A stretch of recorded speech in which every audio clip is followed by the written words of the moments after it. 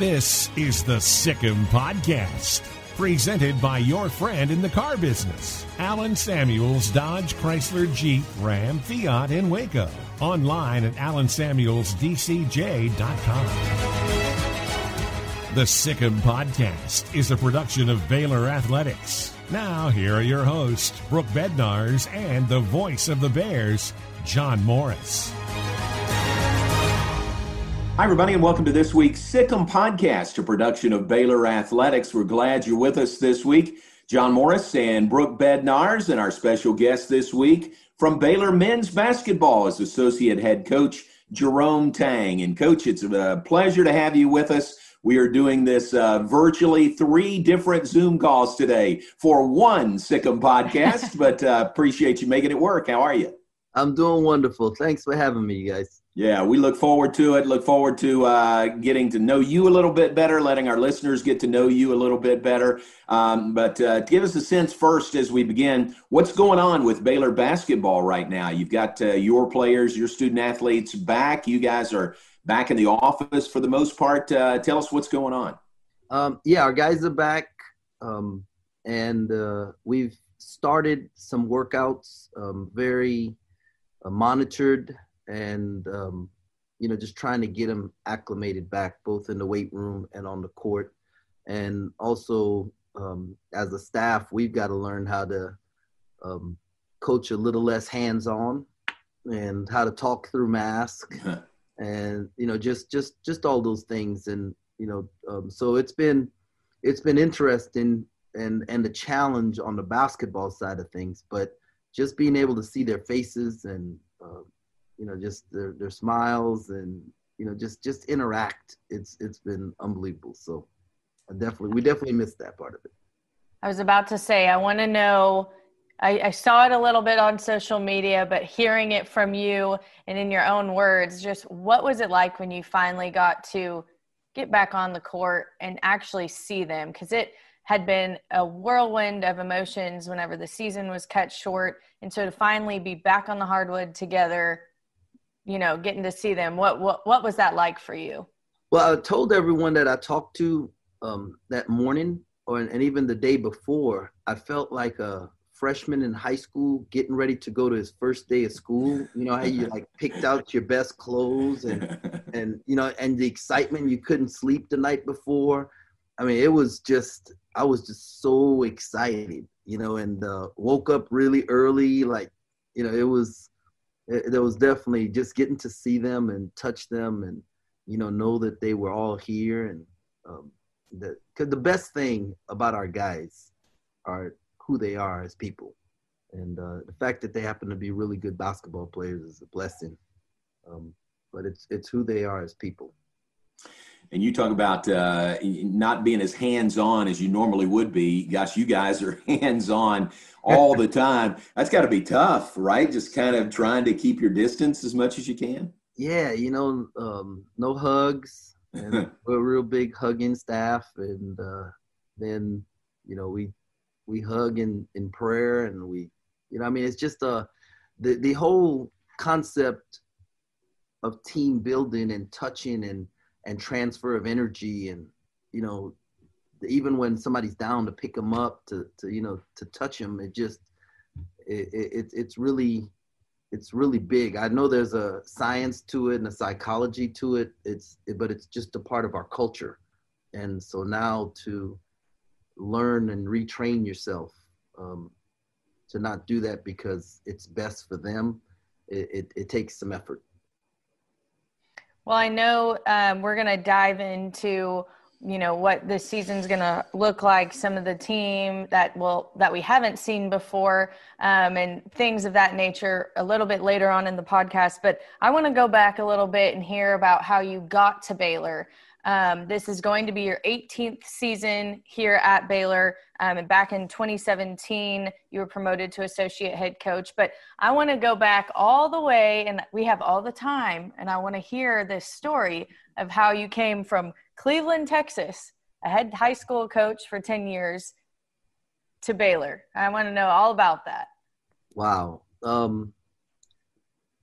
It's crazy. During this pandemic, I've probably told that story more during these last 4 months than I have, years before. So you're warmed up is what you're saying. You're yeah, ready to tell all of our listeners. It just means that everybody's really bored and they it's a good story. No, it's one we want to hear. Well, I was a high school coach at Heritage Christian Academy, which is a small Christian private school about 45 minutes north of Houston. I was also the youth pastor at the church. And so I had my dream job. I was a youth pastor. I was a basketball coach. I had a gym I could go into whenever I wanted to. And our second year there at Heritage, I was there for 10 years. My second year there, we made the state tournament. It was first time for the school. And it was, at that time, the TAPS state tournaments were held at Baylor University. That's the private school league in the state of Texas. And so I just remember sitting on the bench with one of my assistants who is also one of my best friends. And I said, man, while our guys are warming up, I was sitting on the bench and I went, man, wouldn't it be cool to coach here? And that was, so 8 years go by and, I adopted 2 boys while I was single, Richard and Lamar Hurd. And Lamar actually committed to play for Baylor. And then because of a coaching change, decommitted and went to Oregon State. I just had some interaction with the old staff at Baylor with that, and God worked in a way to like just shed some light on some things for me personally. So Scott Drew gets the job at Baylor, and all that I knew about Scott Drew was that he was really big into international recruiting. Okay, and so at our private school we had our I-20, which is the visa that you could bring kids over to go to school, and we'd had a kid from Canada, a kid from Yugoslavia. So we had some foreign kids that played for me. And so when Coach got the job, Mamadou Dieng committed to Baylor. He was the first commit, the mayor, and it was in the newspaper. And I'm like, look, this joke, he still has another year of high school, and so Coach is going to have to place him somewhere. I wanted him to know that there was an option just 3 hours away from Baylor University. He didn't have to put him somewhere in the Northeast where all the other private schools were at. Well, unbeknownst to me, someone that knew me by the name of Rick Darnell, he calls me and he says, hey, I want you to know that I called Scott Drew and I told him if he needed an assistant, a Christian assistant coach from the state of Texas, that you were his guy. And I was like, yeah, I know, but, guys don't hire people they don't know. And, but Coach was really nice to Rick. He told him, hey, I appreciate it, but I already know who I'm going to hire. And he went about his business. And then Coach called Mike Kunstadt, and who does all the rankings in the state of Texas for high school basketball. He's like the guru. And he's talking to Coach Kunstadt and telling him how he's going to build his program. And then Coach Kunstadt tells him, well, if you're going to bring international kids in and place them at a prep school, you and Jerome Tang are going to become good friends. And so this is the second time he'd heard my name. And Coach asked him what he knew about me. Mr. Kunstadt was very kind, said some nice things about me. And so then Coach calls Hal Pasner in Houston. And Hal Pasner runs the Houston Hoops, which is the best AU program in Houston. And I'm a little biased because I coached for Mr. Pasner for 8 years. So I worked with that program, and Mr. Pasner, unbelievable man. His son Josh is the head coach at Georgia Tech, and was at Arizona at the time. And so Coach tells him, about how the Christian mission of Baylor and how he wants to build the program. Well, Mr. Pasner says, well, man, you need to meet Jerome Tang. So now you heard my name 3 times, and they've all been very positive. And so, it stirs his interest a little bit. But I called him when Mamadou committed. I called Coach probably about 7 o'clock at night and left a message, said, I want to talk to you. So I'm thinking he's going to call me maybe the next day or down the road. Well, he called me that night at 10 o'clock at night. Wow. Okay? And I say, and he's like, hey, and I said, Coach, look, all I want to let you know is that I have a bed, I have a scholarship, we have a weight room, we play a great program, I'm going to help develop the young man, and no other school will be able to mess with him while he's here at our university. And he's like, oh, Mamadou told his parents he would graduate from his school there in Senegal, and he has sisters that he helps take care of and all of that. So he's not going to come up for high school, but I'd like to meet with you. And well, that was a red flag for me. When a new coach got a job in the state, they all said they wanted to talk to you, but they never really wanted to hire you. They just was doing it because, they want to make sure they'd be able to recruit your kids. And I told them, nah, coach, it's okay. We don't need to meet. We're going to meet one day, and we'll figure this out. If you're a good guy, you'll have no problem, recruiting any of the kids that I coach. It won't be a problem. And so the worst thing you can do is tell Scott Drew no. And so for the next 45 minutes, he's like trying to convince me why I need to drive up to Waco to see him. And it's like getting to 11 o'clock at night. Now I want to get off the phone. So I'm like, all right, coach, I will get off the phone, right? I will come and see you. And so I don't even tell my wife. This is, I think it's a Tuesday. Okay, I'm supposed to go up. And so we talk, I think probably a Sunday night. And I come up on so I told my wife, we had to switch cars. I drove a 92 Honda Accord. So it's 2003 at the time. So I'm driving 92 Honda Accord. It has almost 300,000 miles on it. The clothes hanger, I had used a clothes hanger to hold the bumper onto the car because one of my players, I taught the guys how to drive, and one of them backed into a light pole. And so I was like, I can't drive up to Baylor. And so Ray and I switched cars, but I don't tell her why. And so I drive up, meet with Coach Driscoll, meet with Coach Moorfield, meet with Coach. Coach has like 100 questions on this sheet of paper. And I think we probably got to like question number 3. And we start talking about movies. And I am a movie guy, and Coach is a movie guy. And I mean, we just talked about movies for, it seemed like 3 hours. Okay, a little bit about basketball and stuff, but we talked about movies. And then when we got done, he said, look,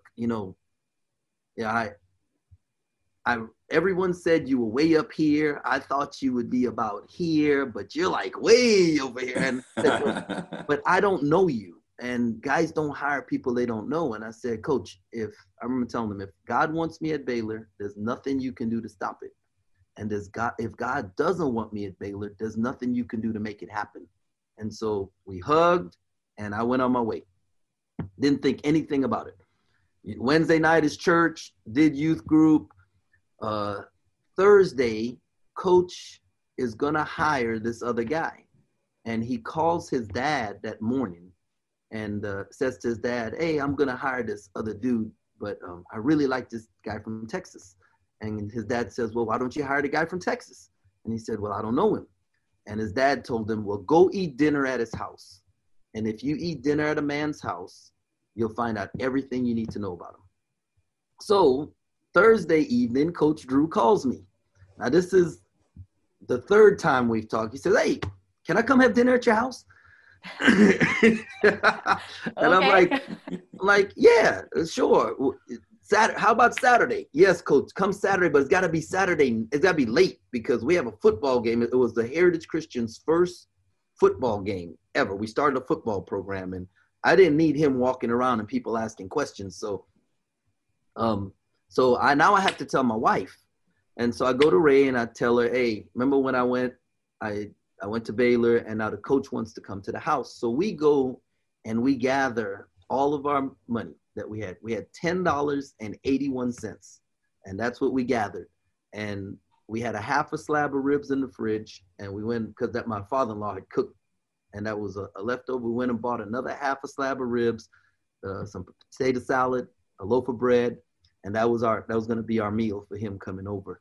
And so Coach shows up. While he's there, my mother-in-law shows up. My mother-in-law, she's the best.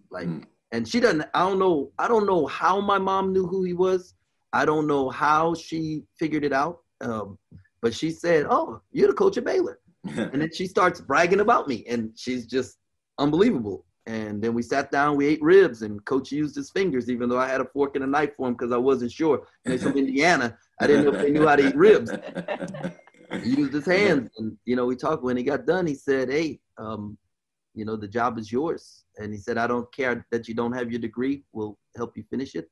And but the job is yours. And so my journey to Baylor, or even into college coaching, is so different than I do of these podcasts where we help on Zoom meetings where we help guys, you know, how to get into business, how to do it. But it's at the end of the day, you know, when the word of God says that the steps of a righteous man are ordered of the Lord. And if your feet and your steps are ordered by God, he will get you to that Jeremiah 29:11. I know the plans for you and to make you successful.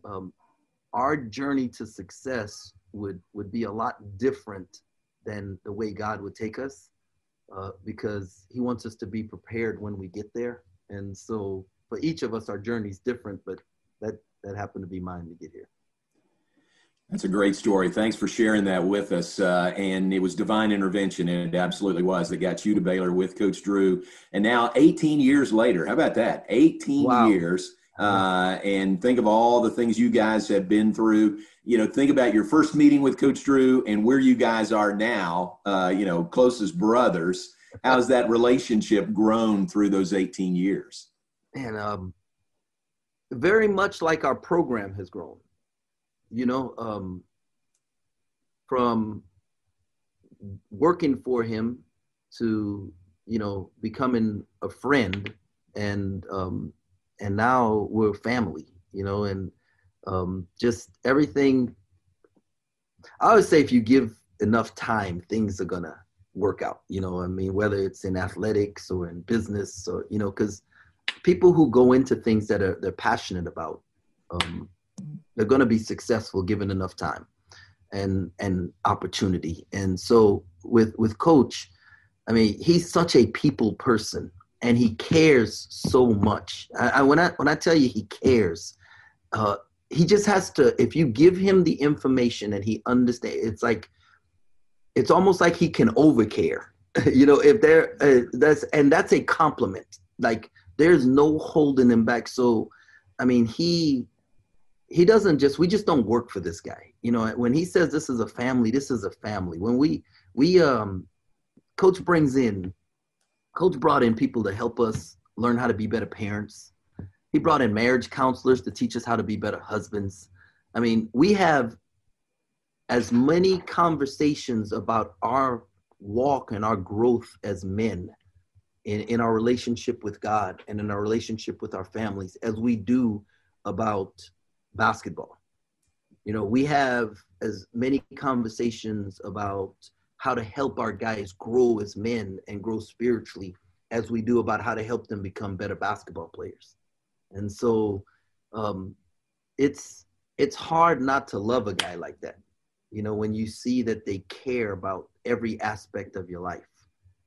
Summertime means vacation time. And while this summer may be different, at Allen Samuels, you can always count on our huge summer clearance event. It's on. We're moving out all remaining new 2020s, every Dodge and Chrysler car and SUV, every Ram truck, and we haven't left out Jeep. They've got to go too. Deep discounts, special factory offers, and financing. It's time to say goodbye. Adios, 2020s. Allen Samuels Dodge, Chrysler, Jeep, Ram, Fiat. Drive forward. Relationships, community, home. Now more than ever, these are the things that we're holding fast to. Home should restore us from today and ready us for tomorrow. It's where stories are told and relationships are forged. Within those walls, memories are made, laughter is shared, and family is gathered around the table. For these reasons, we believe in home, and that right now, there is no better place to be. If you and your family are looking to buy or sell a home, head over to MagnoliaRealty.com. Magnolia is a proud sponsor of Baylor Athletics.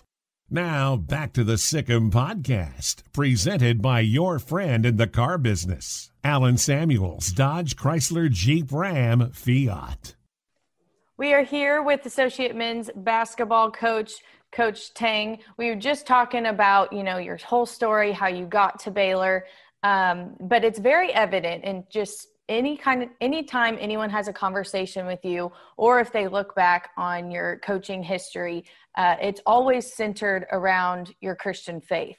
Why do you feel it's important that be a part not only of what you're doing in your life and where you are working, but also that the faith is integrated into the sport of basketball? Man, that's like asking me why it's important to breathe, you know, or to have oxygen. It's, since my aunt, who was the first member of our family to get saved, because my mom grew up in a Muslim family, and my dad, he grew up in a Catholic orphanage, and when he got out of the orphanage, he wanted nothing to do with church because of the experience that he had, or with God, because of the experience he had in a Catholic orphanage. So my aunt, when I was 3, I lived with her for a year while my parents came to the States to become naturalized citizens. And she told me when I was 3 years old, I told her that I wanted to be a father. And she said, "Do you mean like a dad?" And I told her, "No, like Father Jerome, who was the priest that we knew." And she said from a very young age, she knew that that God had a special calling on my life. And the person that I spent the most time with growing up was my youth pastor, Mike Allard, who's the pastor of Crossroad Church in Houston. And man, he was the greatest dude in the world, just unbelievable. He like, we didn't just have like ice cream Sundays. We had the world's largest ice cream Sunday. You know, we didn't just have an Easter egg hunt. We had the world's largest Easter egg hunt. I mean, it was like, just, there was no limits on what we could do. And he just showed me that with God, you can accomplish stuff other people said can't be accomplished. And and that the God that we read about in the Old Testament still exists today. And he wants to perform miracles, and he wants to, help you, make it to the next stop, and he'll provide manna when you need it. And, so I wanted other people, young people, to experience God and the realness of God in their lives the way that he has been real to me. So the stories I tell, when I remember being, what was I, about 25, and I'd gotten an infection in my eye. I didn't know what it was. I went to a doctor, and they said it was a viral infection in my eye, and it was eating away at my retina, I believe it was. And the doctor was like, there's nothing you can do for a viral infection once it's in your eye. But so you're going to probably go blind in that eye. And I remember going home and telling my mom, as I was driving, telling my mom, and she was immediately going to get me another doctor's appointment to get a second opinion. But that Wednesday when I was driving to church, I remember telling God, if I'm going to lose my eye, I know you're going to do it to bring honor and glory to you. You're going to use it in a way that's going to bring honor and glory to you. But if that's not what you have for me, I know you can heal my eye. And so the next week when I went to the second doctor's appointment, the doctor had the information from the last doctor and was looking at it, and had the information that he had just gotten from looking at my eye. And he says, "Man, I don't understand this, and I really don't know what this other guy, but this is what your eye looks like." And he said, you have a bacterial infection, and gave me some drops. And 2 days later, I was fine. And so people will say, the doctor misdiagnosed that, but I believe God healed me, because that's not what he had for my life. And so we have young men, and while as a youth pastor, I would have these great speakers come into church, and I'd have 35 kids. Saturday night, I would open the gym, and there'd be 70 guys in there. If I had pizza, there'd be another 50 girls. And I was like, I figured out real quick, if the more kids want to go to the gym than they do want to go to church. So why not take the Spirit of God and the Word of God to the gym? And I could have open gym. I would shut it down after about 3 or 4 games. I would deliver a 5-minute message, and, but more importantly, deliver the message with my life. How I carried myself, how I played it. I could be really competitive. I could talk noise on the basketball court. I could be upset when I lost, but handle it the right way. I could all those things and still love Jesus, and carry myself a certain way. And when I stepped off the court, have a different demeanor, and that God allows that of us.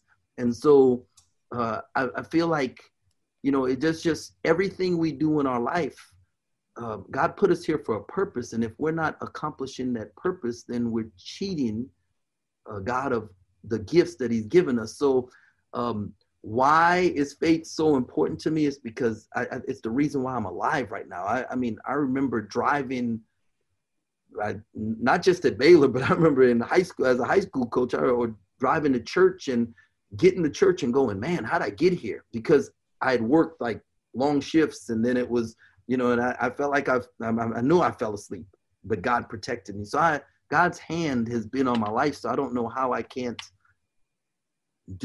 include him in everything that I do. And I don't know if I answered your question, but it's. No, you did. Thank you for sharing all of that.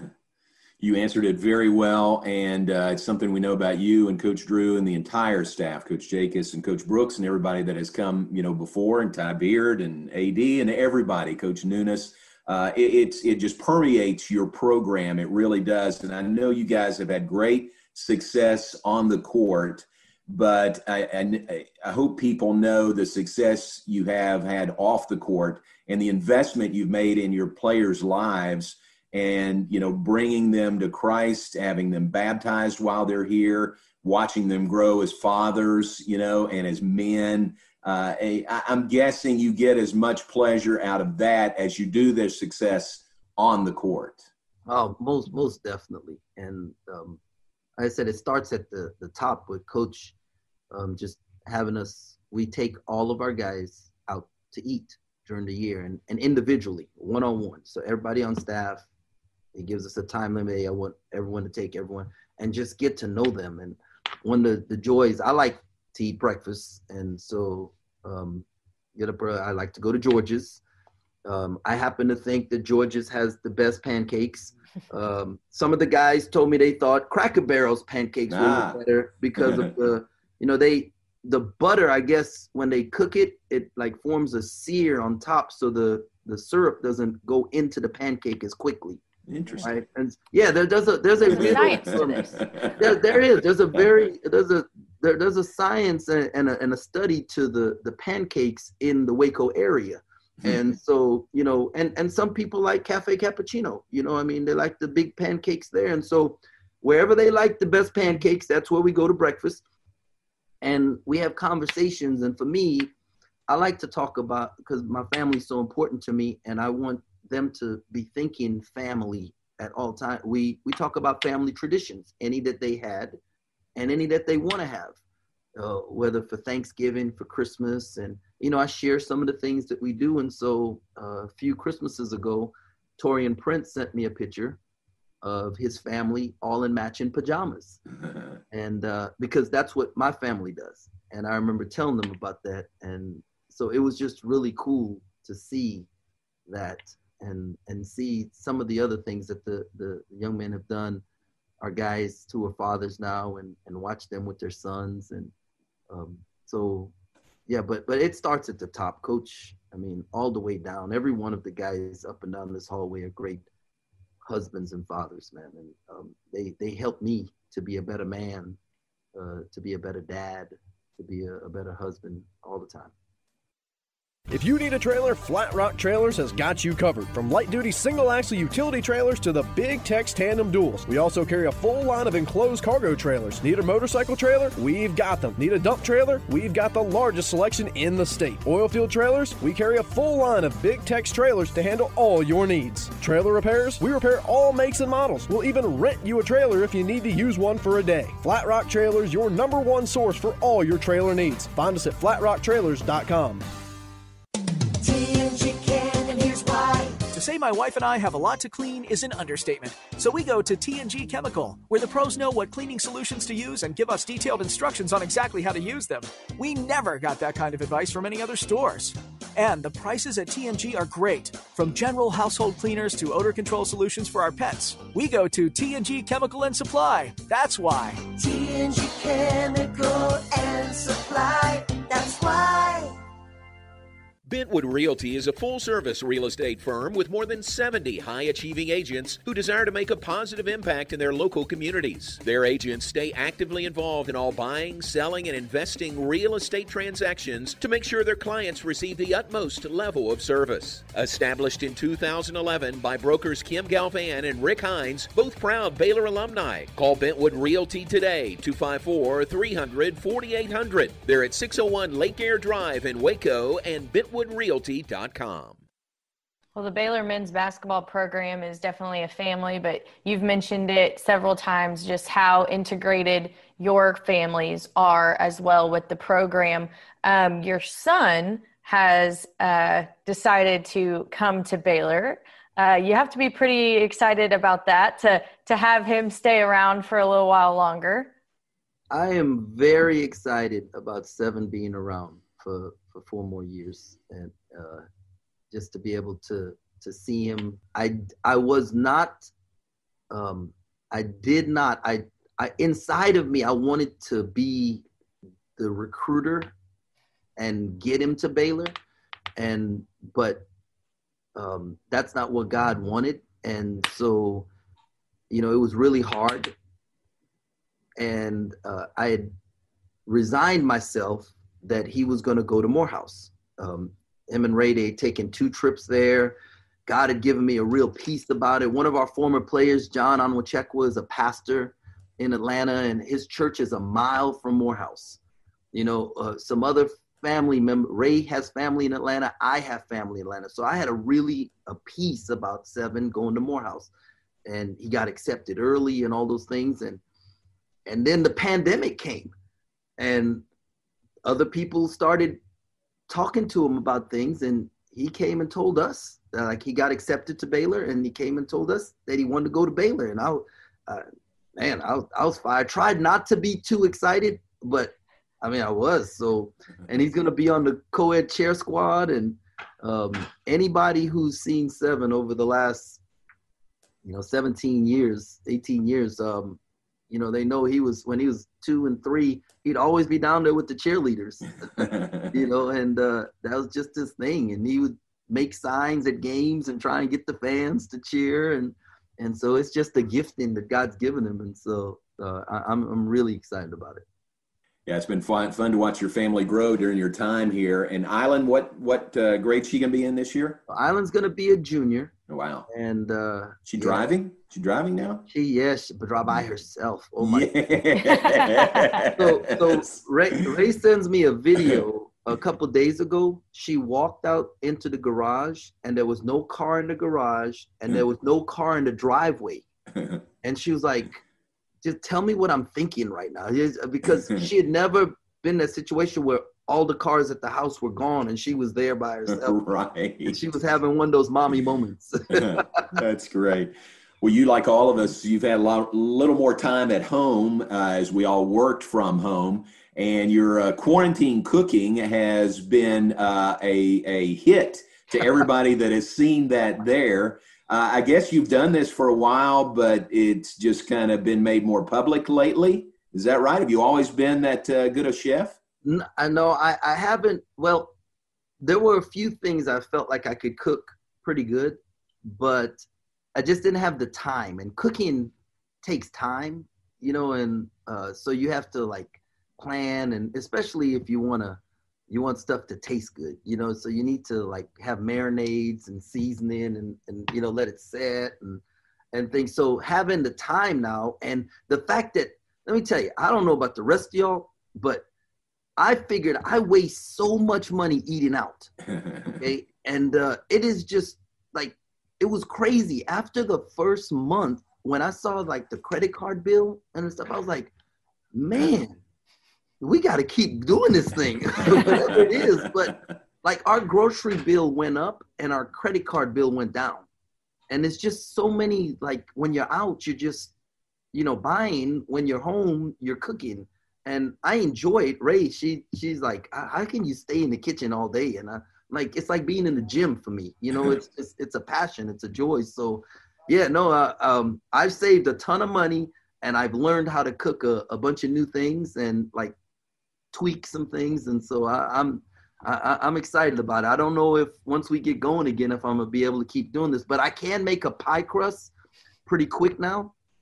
And so it doesn't take, like what took me about 4 to 5 hours to do when this whole thing started, I could probably knock out in about an hour now. So, when you read those recipes and they say prep time, 10 minutes and, cook time, 40 minutes, you'll be done in 50. That's never true. They're lying to you, okay? And so, that you can like triple that time. Well, now I can probably add 30 minutes to that time and get it done in that amount. Well, if it tasted as good as it looked on all your social media posts, I mean, every time I saw it on social media, you were making me hungry. So it sure looked good. It's got to be a good recruiting advantage for you also. And you guys have had, we can't talk about individuals, but you guys have had a great summer recruiting-wise. How were you able to do that in the middle of a global pandemic to make so many inroads recruiting? All right, so you're really going to have spiritual eyes to understand this, okay? We have probably been one of the most secretive programs in the country, right? And like Coach, when we had kids in the practice gym and you're going to take any pictures or anything, he wanted to make sure that they didn't get what the graphics were on the wall. And, and I totally understand it, totally understand. During this pandemic though, Alvin started this thing called Be Ready. And we met twice a week and to help young coaches and minority coaches how to prepare. And then it turned into not just minority coach, but all coaches. And then, we have women coaches on there and there's a family there. And I'm telling you, during this time, we've probably shared more about Baylor basketball than we had ever before in the 16 years before that. And I firmly believe the scripture says that if you sow, you're going to reap. And I believe it. It is such a biblical principle. And you don't even have to be saved for that principle to operate in your life. So I feel like we've sowed into other people's programs, into other people's lives, not just what we do basketball-wise, but what we do with mentoring our young men, how we go about doing it, just all the things, what we do with our staff. And I feel because we've done that sowing, God is allowing us to reap. And I'm just, because we couldn't have planned this. We've tried to plan package deals. We've tried to we've tried to do that before and it never worked out. Okay. And this happened and one young man commits and we didn't even know his relationship with the other young men. And so that was all God. And I put it to the fact that Coach Drew during this time has said, man, hey, let's help other people. Let's figure out how to do that.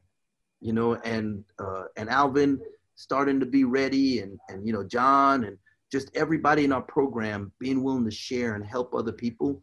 And obviously more people were willing to listen because we were coming off being ranked #1 in the country and, going to be a 1 seed in the NCAA tournament. So, you had more listening ears and I believe God gave us that platform and he wanted us to use that platform to share and to help and to give. And he said, if you'll humble yourself and honor me in this situation, I'm going to honor you. And I think he did that on the recruiting side of things.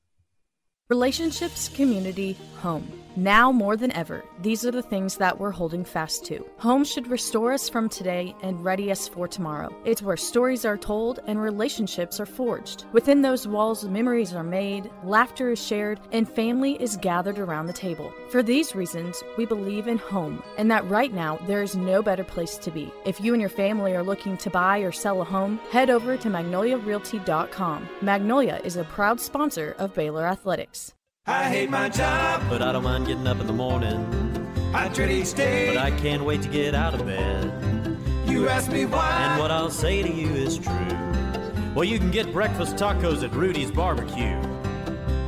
Scrambled eggs and brisket, they ain't fooling around. Salsa drap, son, they're the best in town. Barbecue for breakfast, yes, it's true. Put a smile on your morning at Rudy's Barbecue. Next You're listening to the Sick'em Podcast, a production of Baylor Athletics. Here again are Brooke Bednarz and John Morris. Well, looking forward, obviously positive news with recruiting throughout this pandemic. The NBA had to shift things. We've seen the men's basketball coaching staff. I think you all were virtual fans for a game, so that was something new. But not only do they have virtual fans and things of that nature, but the draft was pushed back. That whole process did change, and it worked out to where Jared Butler and Maceo Teague are both returning to Baylor for their junior and senior seasons, respectively. You have to be a little bit excited to have those guys still in the green and gold for another year or two. Oh man, super excited. They're both terrific young men, and they can hoop, and they play with a chip on their shoulder. You know, they're not entitled guys, and they always feel like they have something to prove. And so it's fun to coach them. It's fun to watch them play. It's fun to watch them interact with their teammates, and they each have different skills in communication. And Maceo understands that everybody's built differently, and he has a way of communicating with every guy in a different way, and he has a maturity about him to be able to do that. And Jared just always has a smile on his face. And, you know, like you walk in a gym and he just gives you energy because of his smile and his competitiveness. And he's just got an elite level confidence in himself. And it's what makes him great. It's also like, well, usually your strength is your biggest weakness. And, but he's so mature that you can have really tough conversations with him, and he can do it with a smile on his face and then respond the right way on the next thing.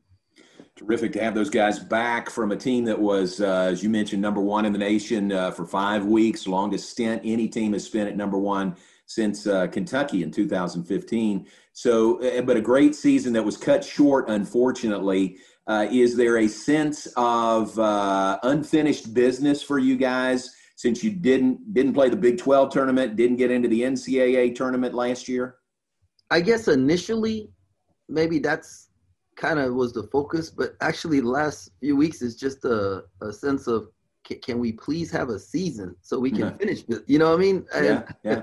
And so I hadn't really had time. We hadn't talked about that part of it. It's just about let's all do what we need to do so that we can play again next year, you know. And I'm a huge football fan, so I've been sneaking over to football and watching them practice. And Coach McGuire messes with me. He says, "Tang, you spend more time in football practice than you do at the you know." And I'm hoping, I couldn't talk Coach Rule into it, but I'm hoping maybe I could talk Coach Aranda to let me call like a play one game. Oh, nice. So I'm working on that. But when the news about possibly the Big Ten and the Pac-12, you know, not playing football, when that came across, I went to a practice probably the next day, and I could sense there was a different energy level in there, because, you know, when young people, man, that's just, they want to play. You know, they do. They want to play, and they're going through all these safety precautions that are there, and the doctors and the testing and the, you know, quarantining and just all the things that we're asked them to do, and they're doing it. And I mean, so they want to be able to play, and I feel like that's kind of where we're at. We just want to make sure that our guys are going to get a chance to play. And then once that happens, then I think we can like really lock in on, fellas, we got some unfinished things to take care of. But between now and then, I just hope that the message is out there that if guys don't want to play, we're not going to make them. You know, I want everyone to be safe and feel safe. But of the 13 guys on our team, don't want to speak for all of them, but I believe all 13 of them want to play basketball because they're bugging us to get in the gym. They're bugging us to do more. And just like our football guys, you know, I know that if somebody wants to opt out, you know, we're going to support them. But if they don't feel safe, but when I walk in that facility and I see those guys flying around doing what they're doing, they want to play. And, you know, I just hope that we all get a chance to watch them as well as watch us play. Speaking of your program and wanting to play, there's 3 guys that I'm sure were chomping at the bit to be able to do just that last year, but we're redshirting because of transfers. Can you tell us a little bit about those guys? We haven't been able to meet them yet, but just the impact that Adam, Jonathan, and Jordan will bring to this program when they get a chance to step on the court in a green gold jersey. Well, Adam Flagler is a highly skilled guard and with some size, and he's, I said in the gym yesterday, we got the best guards in America. And when they were working out, and just that, you can't back off of him because he can make a shot. You can't crowd him because he can go by you. He can finish through contact. He's got some pop to him, and his feet, it allows him to guard. Now, I don't know if he's Davion Mitchell guard yet, but he's got those kind of feet. And so it's going to be fun to watch him play. And Jonathan is a freak of an athlete, and his motor doesn't stop. And and he just needs the opportunity to play and gain playing experience. But he can catch lobs where other people can't catch him. And he runs faster than people his size are supposed to be able to run. And so it's he's just, and he's such a worker. Like, Jonathan's one of those guys you have to stop him from coming to the gym. The guys teased him because in a very nice way, because they said he had on his patio porch of his apartment, he had a weight room set up, when during this pandemic. So when other people, you couldn't go to the weight room, he had one on his porch. And then Jared Butler, I remember him saying, I looked out my window and there was Jonathan doing defensive slides out in the parking lot. And I felt bad, like, man, I need to be working. This guy, he's just constantly working, and he's such a terrific young man too, so. And Jordan Turner is a jack of all trades, and he looked like he grew. He might be like 6'8" now. It's just maybe 6'9", but he can shoot with range, and he can guard 4 or 5 positions, and he can handle and pass. And once I hate that he missed the summer because of the not being able to be with Charlie, because his body would be further along. But he's going to be a terrific basketball player moving on. Jerome Tang is our guest, Baylor Associate Head Coach for Baylor Men's Basketball, on our Sikkim podcast presented by Allen Samuels, Dodge, Chrysler, Jeep, Ram, Fiat, Allen Samuels, DCJ.com. And let me correct a mistake I made earlier. I was naming the guys down your hallway, the other members of the staff. I neglected to mention Coach Bill Peterson. He's a big part of your staff, big contributor to your success. So didn't want us to move out of here without mentioning Coach P. But Coach, the final question for you, and we'll get you out of here, is we ask all of our guests this on the Sikkim podcast as the final question. What are you most looking forward to when Baylor athletics is back? I'm looking forward to seeing our guys compete, but I'm really looking forward to seeing our fans. And we've had some really loyal fans through the years. And what I believe that during this time is that there'll be a greater appreciation for Baylor athletics. Sometimes we take it for granted. I was watching the games back from last year, and the announcers, how they kept saying there are only 5 universities in the country that had a football team in the top 25 and a basketball team in the top 25, men's and a women's basketball team. And then they said, well, what about the volleyball team? Throw the volleyball we're the only school that was like that, and so this is a really unique place. Our athletic department is elite, and sometimes we take it for granted. And so I think this being away and not having it will stir our fans to want more and want to be there and really show support. And I'm looking for when a vaccine is found and the Baylor family gets to come and support Baylor athletics, I'm looking forward to sellout crowds and an excitement about the light that we shine as Baylor University, and on the field and on the court, being even brighter than before. Well, thank you so much for taking the time to visit with us and to share that. I know John and I, as well as the entire Baylor family, are right there with you when we say that we're looking forward to all of that and more. Coach, we appreciate you. Thank you very much. Looking forward to that incoming freshman coming out of your house, coming to Baylor this year. That's going to be fun. Thanks for your time today. Yes, sir. Sick and Bears. All right. Coach Jerome Tang, Associate Head Coach for Baylor Men's Basketball, our guest on this week's Sick'em podcast, again presented by Allen Samuels, Dodge, Chrysler, Jeep, Ram, Fiat.